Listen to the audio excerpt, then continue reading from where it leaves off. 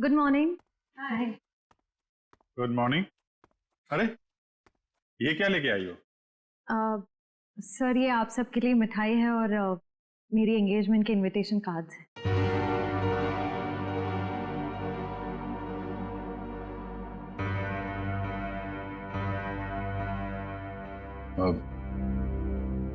तारीख पक्की होगी? जी सर, 28 सितंबर। अच्छा। दो हफ्ते बाद ही है। काफी तैयारी करनी होगी आपको तो। सर ज्यादा कुछ तैयारियां करनी नहीं, सिद्धार्थ को भी मेरी तरह एक छोटा सा ही फंक्शन चाहिए था। ये तो बहुत अच्छी बात है।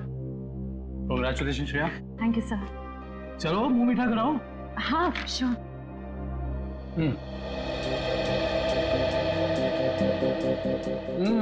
ये लड्डू तो बहुत अच्छे हैं। ओह सर, आप लोग भी लीजिए ना। हाँ हाँ, थैंक यू सर। लो फ्रेडी, मुंह मीठा करो। रहने तो मीठा खाने का मन नहीं है मेरा। अरे फ्रेडी, एक लड्डू से कुछ नहीं होगा, लो ना। Sir please. ये हुई ना बात पूरी। तुम ये शादी किसी दबाव में तो नहीं कर रही हो ना? क्या डेट फिक्स हुई है एंगेजमेंट की? 28 सितंबर। श्रेया ने जो फैसला लिया है उसके पीछे कोई तो वजह है, तो क्या वजह हो सकती है?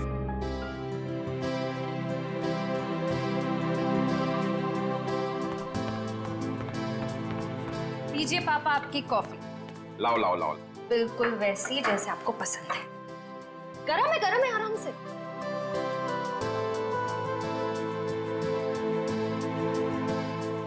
वाओ, मेरी बेटी जैसी कॉफी इस दुनिया में कोई नहीं बना सकता। वो तो है, लेकिन एक जमाने में मैं भी बहुत टेस्टी कॉफी बनाया करती थी। तुम हो ही इतनी टेस्टी। हाँ? मेरा मतलब है तुम आज भी उतनी टेस्टी कॉफी बनाती हो। आप भी ना बेटी के सामने कुछ भी बोल रहे हो। क्यों, क्या हुआ? श्रेया बेटा, तुम्हें कोई प्रॉब्लम है? नहीं पापा, मुझे कोई प्रॉब्लम नहीं है। ये देखो। ना आप खाइए, मैं देखती हूँ।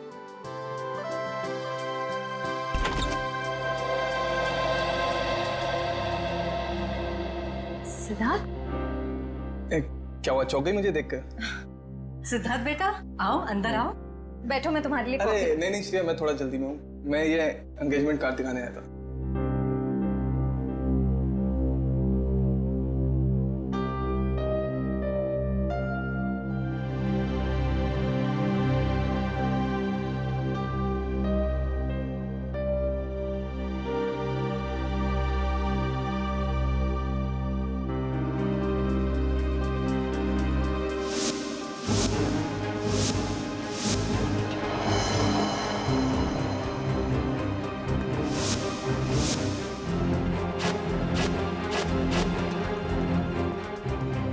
कैसा लगा डिजाइन? कार्ड पसंद नहीं आया? कोई बात नहीं, दूसरा बनवा लेंगे। नहीं, कार्ड अच्छा है।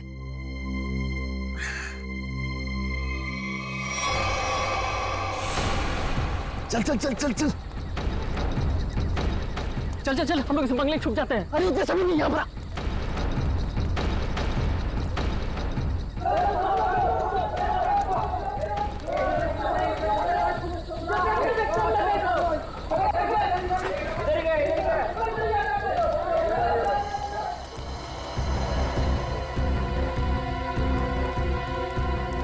चल चल निकलते हैं यहाँ से। अरे रुक रुक रुक, हम लोग सारा सोना यहीं पे गाड़ देते हैं जमीन में। अबे तेरा दिमाग खराब हो गया है? मोहल्ले के लोगों ने हमारा चेहरा देख लिया है और अगर कल हम यहाँ दोबारा आए तो यहाँ पकड़े जाएंगे, खतरे में पड़ जाएंगे। हम लोग सोना लेकर बाहर नहीं जा सकते हैं, सारे लोग घूम रहे हैं। और तू खतरों से कब से डरने लगा? अरे खतरों से नहीं, तेरी बेवकूफियों से डर रहा हूँ। देखना एक दिन तेरी सारी बेवकूफियां हमें ले डूबेंगी, समझा? तू बेवकूफ किसे बोला? हाँ, सारा प्लान मैंने बनाया है। सारा प्लान तूने बनाया, इसका मतलब ये नहीं कि जेल भेजने का प्लान भी तू बनाएगा, समझो? जरूरी नहीं है मैं तेरा सारा बात मानूं, समझा? सोना यहीं गाड़ेंगे, यहीं। अच्छा गाड़ के दिखा। अच्छा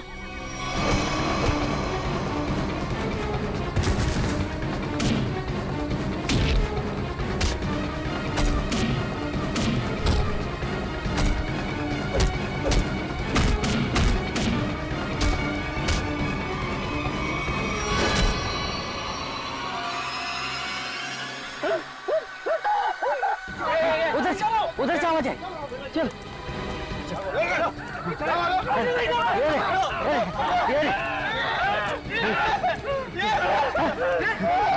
अरे ये तो कंकाल है।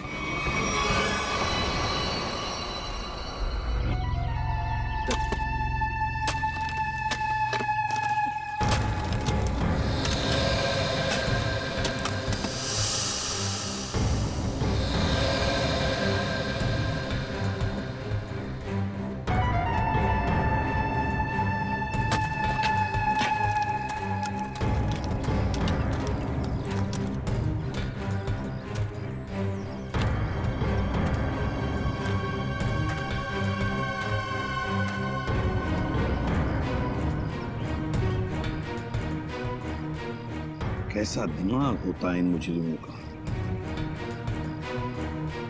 खून करके मन नहीं भरा तो डिजाइन बना दी हड्डियों की। सचिन, तुम दोनों एक काम करो, घर के अंदर से अच्छी तरह से तलाशी ले देखो कुछ ना कुछ मिलता है क्या। बॉस ये देखो, उस सिर पे रहने ये डिजाइन हाथ और पैर की हड्डियों से बना। ये देखो, ये पैर की हड्डी और ये हाथ की हड्डी। टांगों की हड्डियां अलग अलग लोगों की हैं। हाँ तारिका, अलग अलग इंसानों की है। बस मुझे लगता है कम से कम 2 लोगों का तो खून हुआ है यहाँ पर। सर, हाँ विक्रम। सर ये बाकी की हड्डियां मिल गई है, इन्हें यहाँ पे दफना के रखा गया था। एक एक हड्डी संभाल के उठाओ, हैं? एक एक हड्डी। ये देखो, जरा देखो, घर के अंदर कहीं खून के निशान मिलते हैं क्या?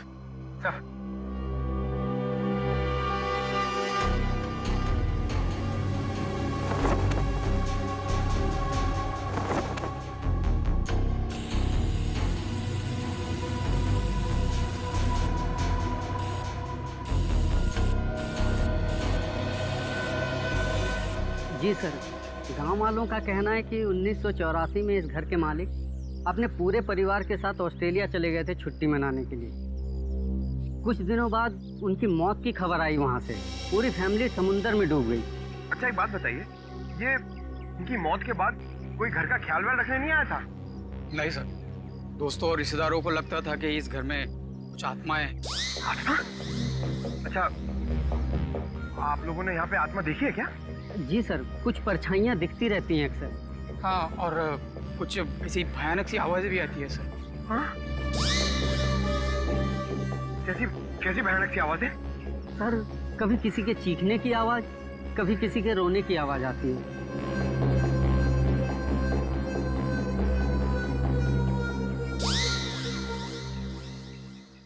सड़के, इन सारी हड्डियों को देखकर लगता है कि खून एक आदमी का हुआ है और एक औरत का भी।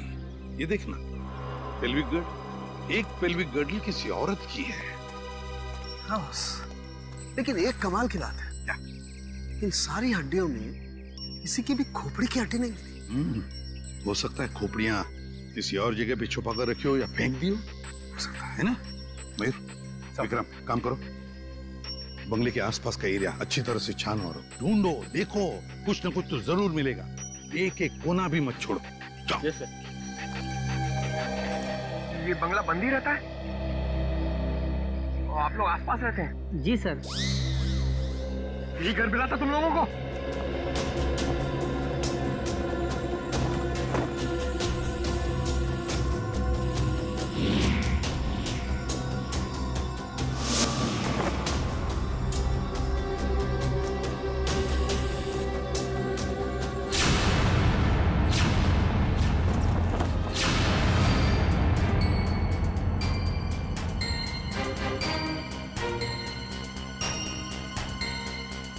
सूखा हुआ खून।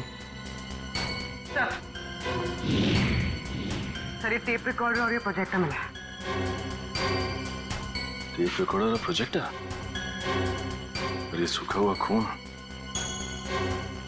इसका मतलब कोई ना कोई बहुत गहरा राज छिपा है इस बंगले के अंदर। सर,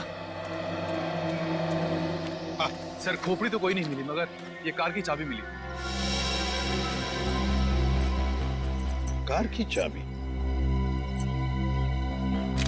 है ना? बड़ी अजीब बात। कार की चाबी है पर यहाँ पर कोई गाड़ी नहीं। एक आदमी एक औरत की हड्डियां हैं पर उनकी खोपड़ियां नहीं। फिर है क्या ये सारा चक्कर? और फिर किसने किया है ये? RAIMA, हड्डियों से रायमा लिखा है सर। रायमा लगता है किसी लड़की का नाम है ये। सर कहीं उसी लड़की का नाम तो नहीं जिसका हमें कंकाल मिला है? हो सकता है। तो अगर वो दो चोर लुटेरे वहाँ बंगले में छुपने के लिए नहीं जाते तो हमें कहीं पता ही नहीं चलता कि वहाँ दो मुर्दे गड़े हुए हैं। और ये भी पता नहीं चलता कि वहां पे एक आत्मा है। न जाने कितने साल पहले ये जुर्म हुआ है। और ताज्जुब की बात यह है सर कि खूनी ने लाशों को गाड़ा नहीं, बल्कि उनकी हड्डियों से ये डिजाइन बनाया। I mean, नाम लिखा रायमा। यहाँ पर से हमें कुछ चीजें भी मिली है ना, वो टेप रिकॉर्डर, प्रोजेक्टर और कपड़े। इन तीनों चीजों से हमें खूनी के बारे में बहुत कुछ पता चल सकता है। ज्यादा देर खुला नहीं घूमेगा ये खूनी। सर हमने उन सब चीजों को रिपेयर के लिए भेज दिया है। बहुत जल्द पता चल जाएगा कि हमारा शक सही था या गलत। और वो गाड़ी की चाबी जो हमें मिली थी, कीजो कार की चाबी। कीजो, अच्छा। तो फिर कीजो कार कंपनी से हमें पता चल सकता है। क्या आप हमें बता सकते हैं ये चाबी किस गाड़ी की है और ये गाड़ी आपसे खरीदी किसने? बिल्कुल बता सकते हैं। सबके इनिशियल पॉइंट में डालकर देखेंगे, फौरन पता चल जाएगा। आइए सर। एक मिनट, उससे पहले आप ग्लव्स पहन लीजिए। Thank you.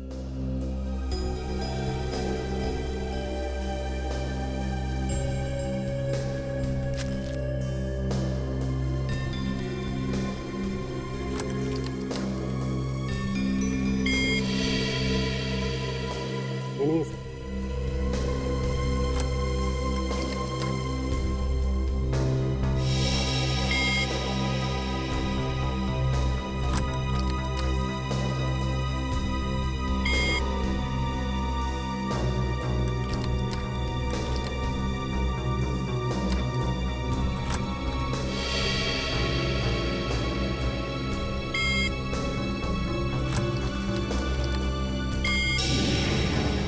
ये देखिए सर, मैच कर गई। सर ये 2009 की कीजो FX मॉडल है और हमने इसे बनवाना बंद कर दिया है। कीजो FX 2009 मॉडल। आपके किसी कस्टमर ने कोई रिक्वेस्ट की थी ऐसी चाबी की डुप्लीकेट चाबी बनवाने की? ये पता करने में तो बहुत वक्त लग जाएगा। तो ठीक है, आप पता कीजिए। तब तक हम ये पता करते हैं कि 2009 की कीजो FX मॉडल की कितनी गाड़ियां चोरी हुई थी। मिलिंद जी। जी सर। कुछ हो रहा है कि नहीं? सर मैं कोशिश तो कर रहा हूँ सर।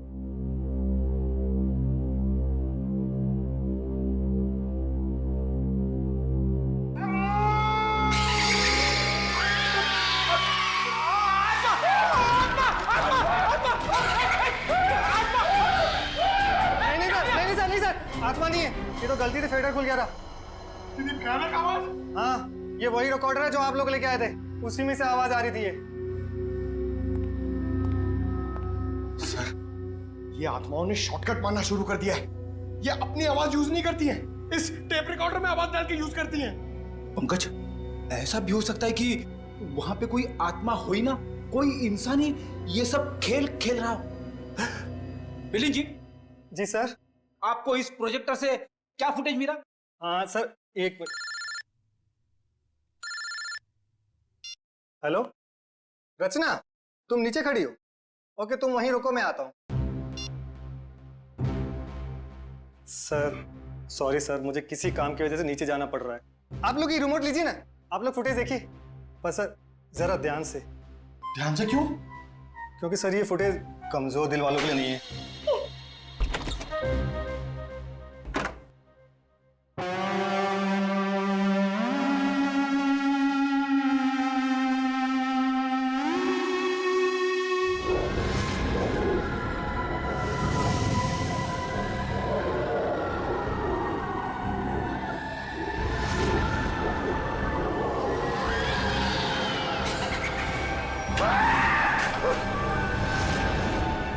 आत्मा, पंकज, बंगला नंबर 13 की आत्मा यहाँ आ गई।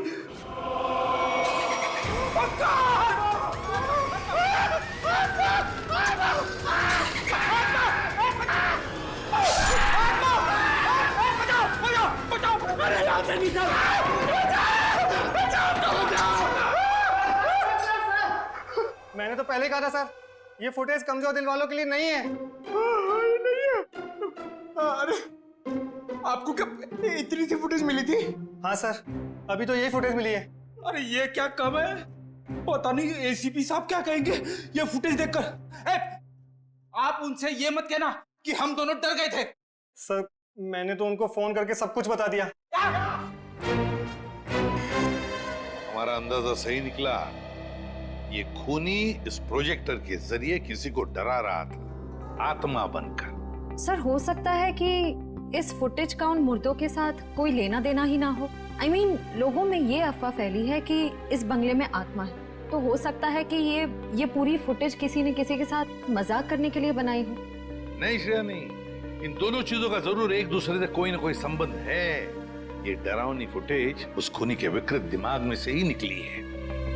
हाँ सर, किसी को डराने या मजाक करने के लिए कोई इतनी मेहनत नहीं करेगा। फुटेज में ये जो आत्मा है इसे प्रोफेशनल तरीके से फिल्माया गया है, स्पेशल इफेक्ट्स के साथ, जैसे फिल्मों वगैरह में होता है। और इस फुटेज को देख के लगता है सर कि खूनी को स्पेशल इफेक्ट्स का काफी ज्ञान है, या फिर हो सकता है उसने ये फुटेज किसी स्पेशल इफेक्ट्स स्टूडियो में बनवाई है। हाँ बिल्कुल सही, ऐसा ही हो सकता है। तो शहर में जितने भी स्पेशल इफेक्ट्स के स्टूडियोज हैं सब में जाकर के पता लगाना पड़ेगा। आइए सर, ये बलविंदर है, वो गाड़ी की चाबी इन्हीं की थी। क्या बात है सर, मुझे यहाँ क्यों बुलाया गया है? हमें आपकी गाड़ी की चाबी मिली है। कहाँ से सर? उन्नति नगर, बंगला नंबर 13। ये एड्रेस कुछ जाना पहचाना लग रहा? नहीं सर। नहीं? रायमा नाम सुना है पहले कभी? बिल्कुल नहीं सर। मगर सर इसका मेरी गाड़ी से क्या लेना देना है? आपकी गाड़ी है कहाँ? सर वो तो कई सालों से गायब ही है। कब से? 5 जुलाई 2011। दरअसल मेरा टैक्सी का बिजनेस है। मेरी कंपनी का नाम है बलविंदर एंड कंपनी। मेरा ड्राइवर प्रीत उस दिन गाड़ी लेकर न जाने कहाँ गायब हो गया। तब से लेकर आज तक मेरी गाड़ी का कोई अता पता ही नहीं है सर। और उस ड्राइवर का? अस्पताल से फोन आया था कि उसे वहां भर्ती किया गया है। मैं उसे वहां देखने गया था। उसकी हालत बहुत खराब थी सर। आग लगने की वजह से उसका थोड़ा शरीर जल गया था। रहता कहाँ ये तुम्हारा ड्राइवर? सर आजकल वो मानसिक चिकित्सालय में है। सर वो बहुत गहरे सदमे में है। मानसिक चिकित्सालय? कौन से हॉस्पिटल में है वो? सर पूना से 50 किलोमीटर आगे एक स्टेट मेडिकल सेंटर है, वहीं पर है। State medical centre?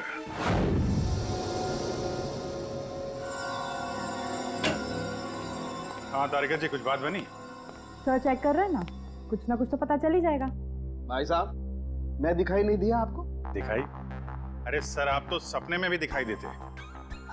हाँ सर, आज सुबह ही सपना देख रहा था। जैसे ही मैं फॉरेंसिक लैब में आता हूँ, आप इस केस के बारे में कुछ ऐसी बातें बताते हैं कि शाम तक खूनी पकड़ा गया। विजीत, तुमने सपना देखा? जी सर। और सपने में मुझे देखा? जी सर। ना, तुमने सपने में तारिका जी को देखा होगा। जी सर।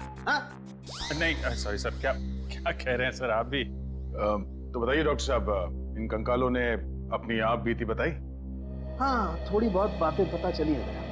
सबसे खास बात ये है कि ये कंकाल वक्त के साथ कंकाल नहीं बने। खूनी ने इन्हें मारने के बाद तुरंत इन्हें कंकालों में बदल दिया है। मतलब खूनी ने इनकी खाल को एसिड से जला दिया है। माय गॉड, इतनी बेरहमी से मौत हुई इनकी। और ये जो कंकाल है ना, ये कंकाल एक आदमी का है। इसकी उम्र 30 से 35 साल है और इसकी लंबाई लगभग 6 फीट के आसपास है। और ये जो हाथ पे उंगलियों में आपने निशान लगा रखा है, ये क्या है? हाँ, दरअसल इसकी उंगलियों में, इसकी कलाई पे मुझे बहुत कुछ टूट फूट दिखाई दी। मतलब ये आदमी अपने हाथों का बहुत ज्यादा इस्तेमाल करता हो। शायद ये किसी ऐसे प्रोफेशन में होगा जहाँ हाथों का काफी इस्तेमाल होता है, या तो कोई मजदूर या फिर कोई आर्टिस्ट। और ये दूसरा कंकाल लड़की का, उसे क्या पता चला? दया, इस लड़की की उम्र लगभग 30 साल। इसकी लंबाई 5 फीट 4-5 इंच है, बस इससे ज्यादा कुछ पता नहीं चल पाया। और ये जो ड्रेस पे खून लगा है, इसका क्या? टेस्ट करने से पता चला कि ये खून नहीं है, लमाइन रेड नाम का केमिकल है ये, जिसका इस्तेमाल ज़्यादातर फिल्म्स, टीवी सीरियल्स और नाटकों में किया जाता है नकली खून दिखाने के लिए। तो इसका मतलब किसी ने पूरी तैयारी कर रखी थी ये बंगला नंबर 13 में किसी को डराने की। पकड़ा जाएगा, वो खूनी भी है और वो डराने वाला भी है। अगर दोनों अलग अलग है तो। डॉक्टर साहब, कितना टाइम लगेगा ये पता करने के लिए कि कंकाल कितना पुराना है? थोड़ा वक्त लगेगा दया, तुम तो जानते हो कार्बन डेटिंग में थोड़ा वक्त लगता है।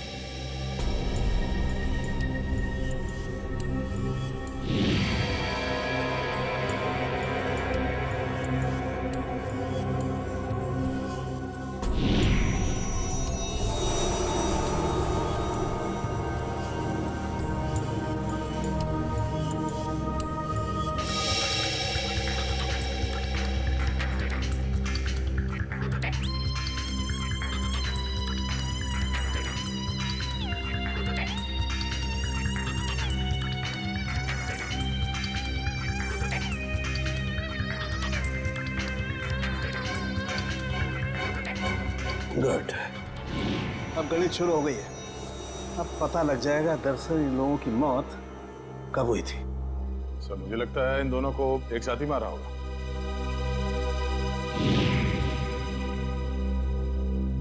36 से 38 महीने पहले, मतलब 3 साल पहले 2011 में मौत हुई इनकी। और उस बलविंदर की कार भी जुलाई 2011 को गायब हुई थी, बंगला नंबर 13 से। सर अब तक तो खूनी शहर छोड़ के भागा होगा, उसे ढूंढेंगे कैसे? भागने दो, कहां तक भागेगा? सीआईडी से नहीं बच सकता। Excuse me. जी, सीआईडी से। हेलो सर, मैं आप ही लोगों का इंतजार कर रहा था। अच्छा, जो फुटेज हमने भेजी थी उसके बारे में कुछ पता चला? हाँ सर, उसको चेक किया मैंने और उसके सारे स्पेशल इफेक्ट्स हमारे स्टूडियो में ही हुए थे, लगभग 3 साल पहले। गुड। उस फिल्म का नाम क्या था? सर, फिल्म का नाम था आत्मा की चीख। हाँ, और सर वो फिल्म पूरी नहीं हो पाई थी। अधूरी फिल्म की फुटेज। सर वो फिल्म तो अधूरी थी ही, साथ में हमें हमारा पूरा पैसा भी नहीं मिला। कौन से बैनर की फिल्म थी ये? प्रोडक्शन हाउस का नाम क्या था? सर वो नए लोग थे और उस प्रोडक्शन हाउस का नाम था, 1 मिनट, हाँ सर उसका नाम था magic media works. Magic media works.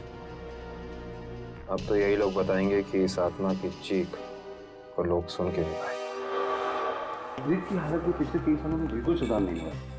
उस वक्त किसी लड़की की आत्मा के बारे में बात करता था और आज भी करता है। सर, लड़की की आत्मा? अच्छा, पिछले 3 साल में जितने भी लोग प्रीत से मिलने आए थे उनकी लिस्ट चाहिए हमें। हाँ, हैरानी की बात यही है सर, पिछले 3 सालों में इससे कोई भी मिलने नहीं आया सिवाय मिस्टर बलविंदर के, जो इनके इलाज का खर्चा उठा रहे हैं। बलविंदर? जी सर। ओके।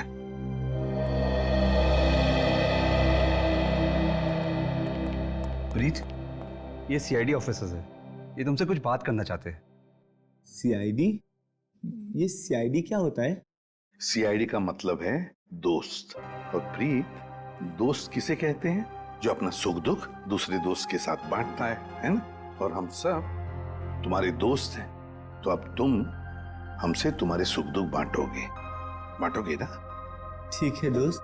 देखो प्रीत, अब मैं तुमसे कुछ कहूंगा, कुछ पूछूंगा, इन सब चीजों का बड़े शांत दिमाग से मुझे जवाब देना। याद करो, जुलाई महीना 2011, तुम उस रात बंगला नंबर 13 में गए थे 2 लोगों को लेकर। हाँ, 2011, बंगला नंबर 13। बंगला नंबर 13, क्या हुआ था वहां पर? तुम लोग मेरे दोस्त नहीं हो, तुम लोग मेरे दोस्त नहीं हो। राइमा ने भेजा है ना तुम लोग को मुझे मारने के लिए? राइमा ने भेजा है ना? नहीं, राइमा ने नहीं भेजा है। हम लोग दोस्त हैं तुम्हारे। हाँ, पक्का? बिल्कुल पक्का, राइमा ने नहीं भेजा है हमें। अब बताओ, क्या हुआ था उस रात उस बंगले में? है? बंगला नंबर 13। एक आदमी और औरत ने पैसे दिए थे मुझे उन्हें वहां ले जाने के लिए। ये क्या? राइमा चीख रही है, राइमा चीख रही है, मुझे मार देगी, मुझसे बदला लेना चाहती है। राइमा तुम्हारे पीछे है। ये बात करने की स्थिति में नहीं है अभी। I am sorry. डॉक्टर साहब, 2 मिनट और। सॉरी, मैं आपके केस के लिए मैं अपने पेशेंट की जान खतरे में नहीं डाल सकता। Please cooperate. ठीक है। मुझे मार देगी, मुझसे बदला लेना चाहती है। अभिजीत, एक बात तो पक्की है कि उस रात प्रीत बंगला नंबर 13 में एक आदमी और एक औरत को लेकर गया था, और हमें जो कंकाल मिले हो शायद उसी आदमी और उस औरत के हो। हाँ सर, ये आत्मा वाला ड्रामा करके उनको डराया, मार डाला, फिर सर अलग कर दिया ताकि पहचान ना हो सके। सर ये प्रीत बार बार राइमा आ रही है ऐसा क्यों बोल रहा है? कहीं राइमा जिंदा तो नहीं? इस बात का तो पता लगाना ही पड़ेगा कि प्रीत की बातों में कितनी सच्चाई है और कितना भ्रम। लेकिन एक बात तो पक्की है, इस रायमा का इस केस के साथ कोई ना कोई संबंध जरूर है। इस रायमा की कुंडली निकालो। रायमा,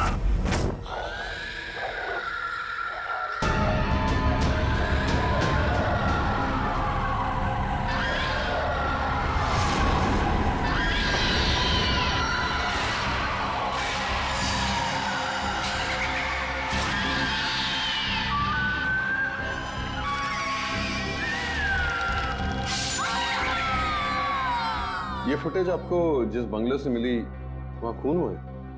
जी हाँ, दो खून। वैसे ये फिल्म की फुटेज आपकी है ना? जी हाँ, क्या बताऊं सर, बड़ी ही मनहूस फिल्म थी। 10 सीन ही शूट किए थे, फिर फिल्म बंद हो गई। और बंद होने के बाद इस फिल्म के सारे राइट्स मैजिक मीडिया बॉक्स के पास आ गए, if I am not wrong, है ना मिस्टर आलोक? अब इस तरह के फुटेज तो हमारे पास काफी पड़े रहते हैं, अब पता नहीं ये फुटेज उसके हाथ कैसे लग गए। मतलब आप भी मानते हैं कि ये फुटेज गलत हाथों में लग गए, जिसका उसने गलत फायदा उठाया और दो खून किए? शायद कोई बाहर वाला होगा। लेकिन आपको ऐसा नहीं लगता कि कोई अंदर वाला भी हो सकता है? क्योंकि ऐसा काम करने के लिए अंदर वाले के लिए कोई आसानी ज्यादा होती है। वैसे इस फिल्म पे आप लोग क्या क्या काम कर रहे थे? सुनील राइटर था, आलोक डायरेक्टर और मृणाल कॉस्ट्यूम डिजाइनर। और आप प्रोड्यूसर, राइट? जी। आप में से कोई राइमा को जानता है? राइमा हमारे फिल्म की हीरोइन थी। सर आप कैसे जानते हैं राइमा के बारे में? आप एक काम कीजिए मिस्टर आलोक, आप अपनी फिल्म की हीरोइन राइमा को यहाँ बुला लीजिए। वो एक्चुअली कई साल पहले राइमा एक हादसे में आग में जलकर मर गई। मर गई? अच्छा, राइमा की कोई तस्वीर या फोटो? मृणाल, फोटो ले आओ। जी सर। एक मिनट, अभी आपने कहा कि वो जल के मर गई, लेकिन कैसे? ज्यादा कुछ तो पता नहीं है, क्योंकि उसके और हमारे बीच तनाव हो गया था। और वो क्यों? वो एक्चुअली हम राइमा को अपनी फिल्म में हीरोइन लेना चाह रहे थे, पर बाद में हमने अपना इरादा बदल लिया और स्मृति को हीरोइन ले लिया और राइमा हो गई साइड एक्ट्रेस। तुम मेरी जगह ये छिपकली को हीरोइन बनाना चाहते हो? तुम्हारा दिमाग खराब हो गया है? राइमा, तमीज से बात करो। मैंने तुमसे कहा ना, अगली फिल्म में तुम्हें हीरोइन बनाऊंगा। इस फिल्म के किरदार के लिए तुमसे बेहतर स्मृति। अच्छा, तो ये बात पहले क्यों नहीं सोची जब मुझे फाइनल किया था? ये फिल्म इंडस्ट्री है राइमा, यहाँ किसकी किस्मत कब यू टर्न मार जाए कोई नहीं कह सकता। ये फिल्म मेरी किस्मत में थी, मुझे मिल गई। इंतजार करो, सिर्फ इंतजार। एक दिन तुम्हारी जिंदगी ऐसी दिशा में चली जाएगी जिसका अंत गहरी खाई में होगा, समझे तुम? क्या तुम मुझे धमकी दे रही हो? धमकी ही समझ लेना। राइमा रुको, राइमा। सूरज गया था राइमा को मनाने के लिए, लेकिन कोई फायदा नहीं। एक हफ्ते बाद खबर आई कि एमजे स्टूडियो में आग लगी है और राइमा की मौत हो गई। मुझे अफसोस है, अगर राइमा हमारी फिल्म की हीरोइन होती तो शायद ये दुर्घटना ना होती और आज वो जिंदा होती। आलोक जी, आप एक काम कीजिए, आप अपनी फिल्म की नई हीरोइन स्मृति, उनको यहाँ बुलाइए। मैंने उसे कॉल किया था, उसका फोन लगा नहीं, और आर्ट डायरेक्टर विराज का भी वो फोन डेट बता रहा था। विराज और स्मृति से मिलना पड़ेगा। सर, ये रहे फोटो। ये है राइमा। राइमा ने स्मृति को धमकी दी, उसके बाद राइमा खुद मारी गई। तो फिर ये खून कर कौन रहा है? इसका जवाब तो अब विराज और स्मृति से मिलकर ही पता चलेगा। मैंने पता किया ये विराज और स्मृति इस ब्लू रोज प्रोडक्शन हाउस में काम कर चुके हैं। गुड निखिल, इससे पूछते हैं। अरे सुनिए भाई साहब जी, ये विराज शंकर है, आर्ट डायरेक्टर है, काफी टीवी में और फिल्मों में सेट लगाए हैं इन्होंने। इन्हें पहचानते हैं आप? नहीं सर, मुझे नहीं मालूम। जी, आगे पूछते हैं। एक्सक्यूज मी, हम लोग सीआईडी से। जी, आप विराज शंकर को जानते हैं? विराज शंकर? हाँ सर, मैं जानता हूँ।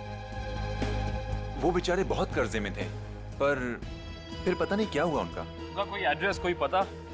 सर, इस बारे में कुछ ज्यादा तो पता नहीं है, लेकिन उनका ऑफिस कहीं अंधेरी में है। अच्छा, ये फोटो को ध्यान से देखिए।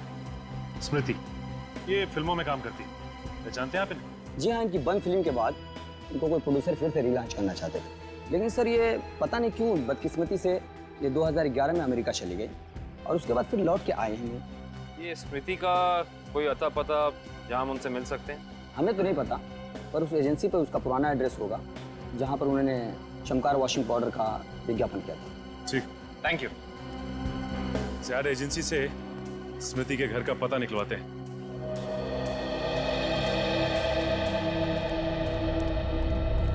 पुलिस की रिपोर्ट के हिसाब से राइमा इसी एमजे स्टूडियो में जलकर मरी है। पता नहीं काबिल, लेकिन ये बात इतनी सीधी है नहीं जितनी की लग रही है। जैसा कि फाइल में लिखा हुआ है कि स्टूडियो में आग लगी रात के 2 बजे। ये राइमा स्टूडियो में 2 बजे करने क्या आई होगी, जबकि यहाँ शूटिंग भी नहीं चल रही थी। सही कह रहे हो सचिन, लेकिन एक बात है जो मेरे दिमाग से निकल नहीं रही है, वो ये कि यहाँ रात 2 बजे आग लगी तो सुबह 5 बजे तक किसी को पता क्यों नहीं चला? और रिपोर्ट के हिसाब से यहाँ आग 5 बजे लगी। जिन पुलिस वालों ने इस केस की तहकीकात की थी उन्होंने जरूर कुछ गड़बड़ की है, तभी तो केस के 2 महीने के बाद उनका ट्रांसफर यानी कि तबादला हो गया था। हो सकता है निखिल, लेकिन उससे ज्यादा अहम बात यह है कि रिपोर्ट के हिसाब से यहाँ राइमा की एक हड्डी तक नहीं मिली। मतलब आग इतनी भयंकर थी। स्टूडियो को देख के ऐसा लगता नहीं है कि आग इतनी भयानक होगी कि चलने वाले का नामो निशान राख हो जाएगा। उससे भी अहम बात यह है कि ये स्टूडियो इस्तेमाल में नहीं था, यहाँ पे कोई शूटिंग नहीं चल रही थी, फिर राइमा यहाँ पे आई क्यों? इसका पता तो तभी चलेगा जब हम इस स्टूडियो को अच्छी तरह से छान मारेंगे। देखते हैं क्या मिलता है।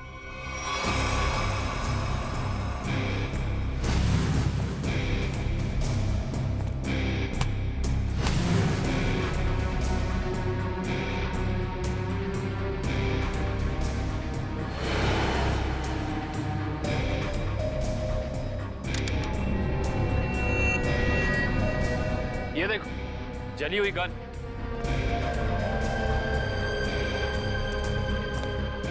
हाँ, ये तो पूरी पिघल चुकी है।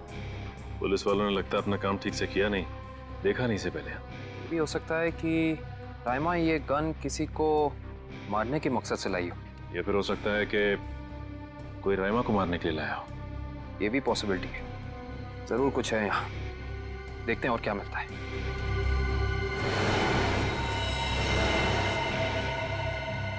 सर, कंकाल। 1 मिनट, देखिए जरा संभाल संभाल। करण, शीट ला। एक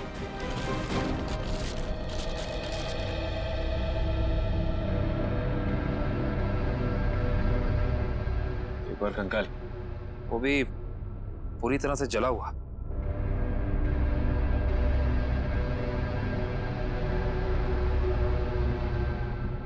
बॉस, इसकी पेल्विक गर्डल से पता लगता है कि ये कंकाल किसी लड़की का है। सर, कहीं ये कंकाल राइमा का तो नहीं है?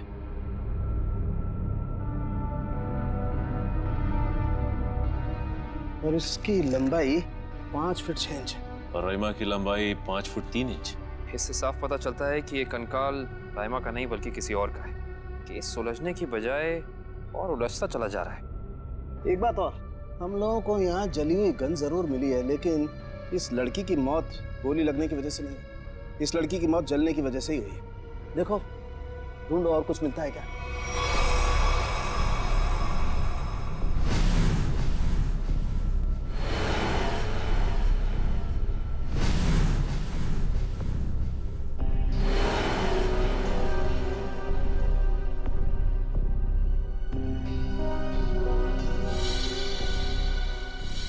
सर ये देखिए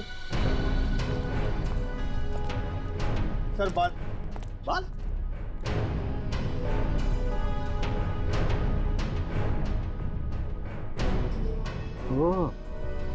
सर, ये तो किसी लड़की का बाल लगता है, या तो मरने वाली का या फिर राइमा का। ये किस हथकड़ी बनवानी है? हथकड़ी? मैं कुछ समझा नहीं। हाँ, अपनी बनाई हुई हथकड़ी खुद अपने हाथों में पहनेंगे तो थोड़ा दुख कम होगा। अब समझ में आया, इतने सालों के बाद ख्याल आया आपको कर्ज के रुपयों का। कर्ज के रुपए? हाँ, इसीलिए तो आप उन्हें ढूंढ रहे हैं, क्योंकि वो लोगों से लिया हुआ कर्ज वापस नहीं कर पाए। नहीं मैडम, हमारा यहाँ आने का मकसद कुछ और है। विराज को बुलाई, कहाँ है वो? ये तो कोई भी नहीं जानता। कर्जदारों से परेशान होकर आज से 3 साल पहले जुलाई 2011 में न जाने कहाँ गायब हो गए। जुलाई 2011? सर 5 जुलाई 2011।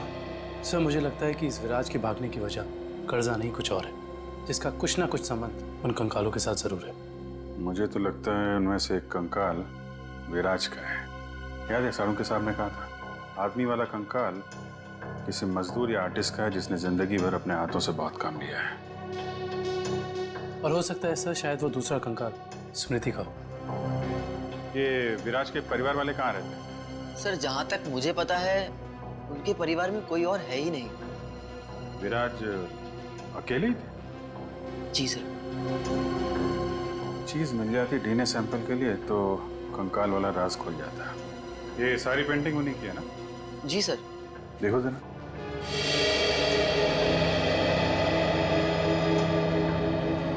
Sir, thumbprint. ये विराज का है? जी हाँ सर, और ये थंबप्रिंट ही नहीं, ये पूरी पेंटिंग सर ने अपनी उंगलियों से बनाई है। Finger painting? इतना तो काफी है डीएनए टेस्टिंग के लिए। आप लोग? हम लोग सीआईडी से। अच्छा अच्छा, आइए आइए, आप ही ने फोन किया था ना? जी हाँ। दरअसल बात यह है कि हम स्मृति के बारे में आपसे कुछ पूछताछ करना चाहते हैं। पूछिए ना, क्या पूछना चाहते हैं आप? क्या आप बता सकती हैं कि स्मृति का आपके अलावा इस दुनिया में और कोई भी नहीं है? नहीं, उसके माँ बाप बचपन में ही गुजर गए। अब बची है तो ये बूढ़ी दादी, बहुत ही प्यार से पाला है मैंने उसे। ये स्मृति अचानक अपना फिल्मी करियर छोड़कर अमेरिका क्यों चली गई?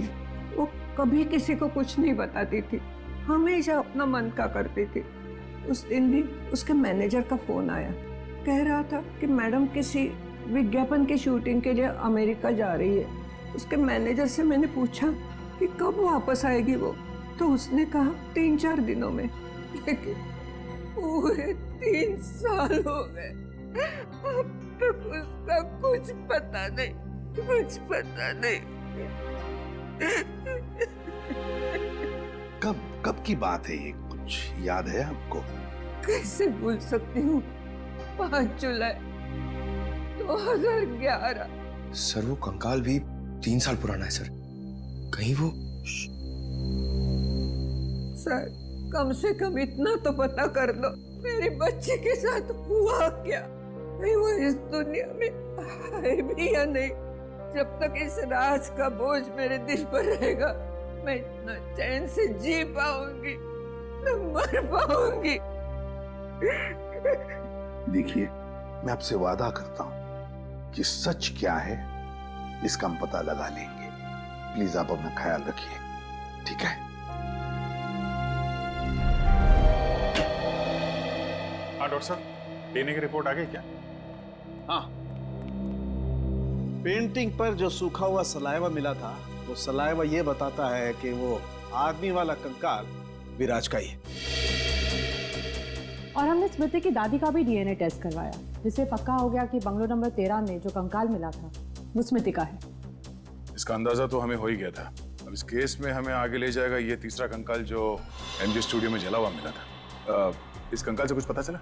हाँ, इस जली हुई लड़की का कंकाल विराज के कंकाल और स्मृति के कंकाल दोनों से ज्यादा पुराना है।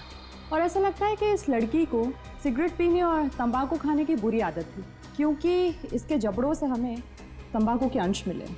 और वो बाल इसी जली हुई लड़की के हैं? नहीं, वो बाल ना तो इस जली हुई लड़की का है, ना ही स्मृति का है। सर, कहीं ये बाल रायमा का तो नहीं है? सर, इस केस की सुई घूम फिर के राइमा पर आकर अटक गई। पता लगाना पड़ेगा रायमा के साथ आखिर हुआ क्या था। जैसा कि आप देख रहे हैं, सीआईडी ने एक और खूनी को पकड़कर एक बार फिर साबित कर दिया है कि उनके नाक के नीचे से कोई भी मुजरिम बच के निकल नहीं सकता। इस बार पकड़ी गई है बंगलो नंबर 13 में हुए खून की हत्यारी रायमा। एक मिनट प्लीज प्लीज। सर, क्या ये बात सच है कि आप एक बाल के जरिए रायमा तक पहुंच गए? देखिए, इस वक्त हम आपके सवालों का जवाब नहीं दे सकते। जल्दी जब हम प्रेस कॉन्फ्रेंस लेंगे तब आपको सब बता देंगे। ओके, ठीक है, चलिए हटिए, अब जाने दीजिए। चलो हटिए। रायमा जी, आपने उन मासूम लोगों को क्यों मारा? क्या वजह थी इसके पीछे? रायमा जी, रायमा जी, प्लीज पीछे हटिए, प्लीज। रायमा जी।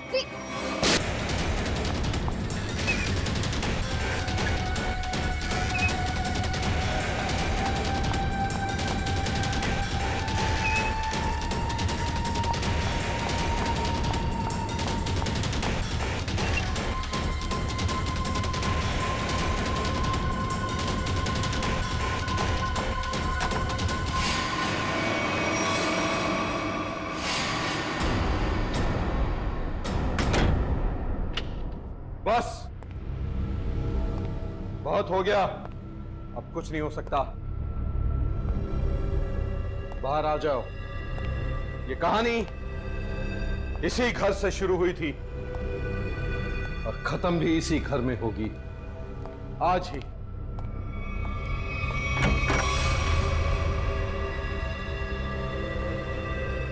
छुपने का कोई फायदा नहीं, बाहर आ जाओ। सुना तुमने?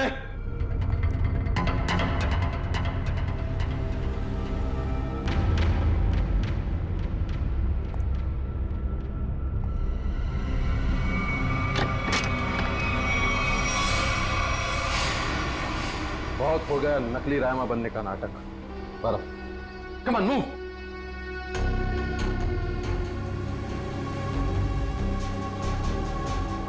कौन हो तुम?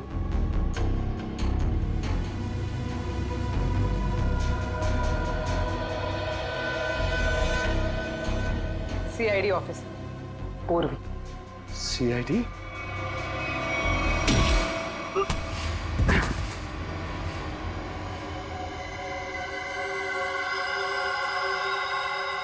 मैं और रायमा एक दूसरे से बहुत प्यार करते थे, इसलिए जब हीरोइन का रोल रायमा की जगह प्रीति को मिला तो तुम्हारे दोनों कानों से धुआं निकलने लगा है? हाँ, हम स्मृति को सबक सिखाना चाहते थे, इसलिए हमने उसके अतीत के बारे में रिसर्च शुरू की। रायमा को पता चला कि एक्ट्रेस बनने से पहले स्मृति ड्रग्स के कारोबार से जुड़ी थी। इसलिए रायमा ने स्मृति को ब्लैकमेल करना शुरू कर दिया। क्यों? स्मृति को लगा कि उसका करियर खत्म होने वाला है, उसके रीलॉन्चिंग के सपने पर पानी फिर जाएगा, इसलिए उसने और उसके बॉयफ्रेंड विराज ने एक किलर को रायमा की सुपारी दी। यह तो अच्छा हुआ कि उस किलर की गोली से रायमा नहीं मरी, बल्कि वो अपराधी खुद उस आग में जलकर मर गई।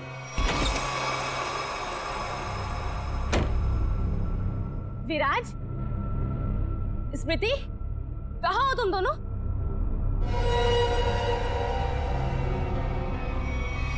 कौन हो तुम? जिया। जिया? कौन जिया? और ये दरवाजा क्यों बंद कर दिया? ताकि तुम्हें अकेले में तोहफा दे सकूं। हाँ? स्मृति और विराज को ब्लैकमेल करने का तोहफा। हाँ? और क्या कर रही हो तुम? सुना है आग से जलकर मरने में बहुत दर्द होता है। आग? छोड़ो मुझे, प्लीज, गोली मत चलाना। मौत से बचकर कहाँ भाग रही हो? मौत से तो आज तक कोई नहीं बच पाया। छोड़ दो मुझे, प्लीज छोड़ दो मुझे, गोली मत चलाना, प्लीज छोड़ दो मुझे, छोड़ दो मुझे। कोई आखिरी ख्वाहिश?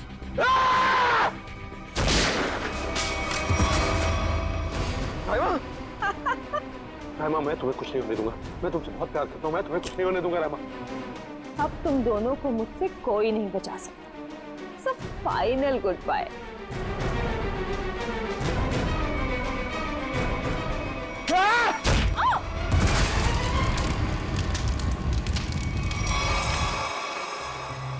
और रईमा, उसका क्या हुआ?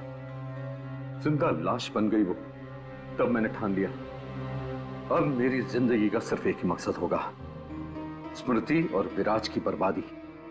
मैंने उन्हें यकीन दिला दिया कि रायमा जिंदा है, इसलिए वो लोग यहां आए, उस ड्राइवर को लेके जिसने एमजे स्टूडियो में आग लगाई थी। और फिर तुमने उन्हें डराना शुरू कर दिया, उनके दिमाग में यह भ्रम पैदा कर दिया कि यहां पर रायमा की आत्मा अभी भी है जो उनसे बदला लेना चाहती है।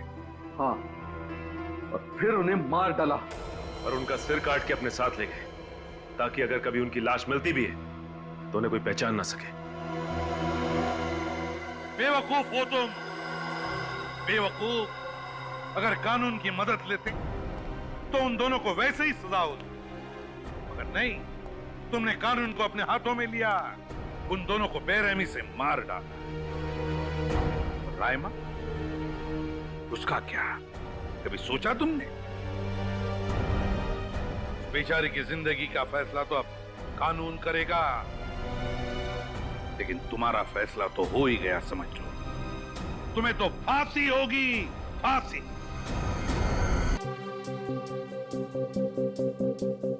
तुम ही लो श्रेया।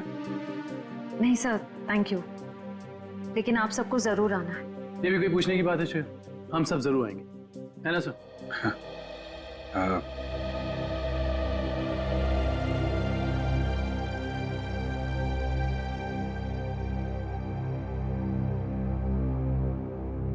सर,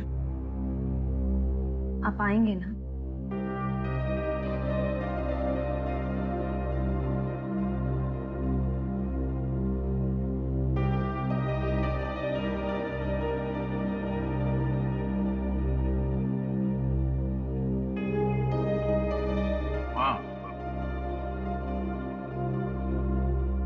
मैं जरूर आऊंगा।